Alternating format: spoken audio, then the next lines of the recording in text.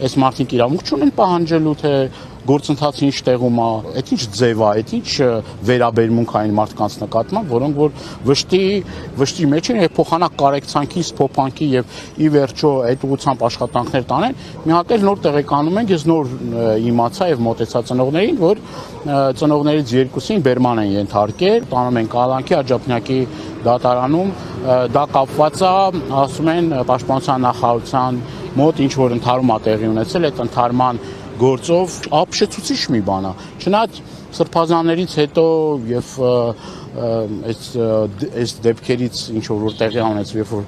Միքայել Սրբազանը 2 տարի բան են տալիս, վճիռ են կայացնում, էլ թվում էր թե զարմանալու բան չկա, բայց ամեն օր այս իշխանությունները ցույց են տալի, որ այլ ավելի, այսպես ասած, абսուրդ այլ ավելի սրբապիղծ որոշումներ կայացնելու գործում իրենք անմրցելի են, ես տենց պետություն չգիտեմ համենայն դեպս, որ նման վերաբերմունքի կարժանացնի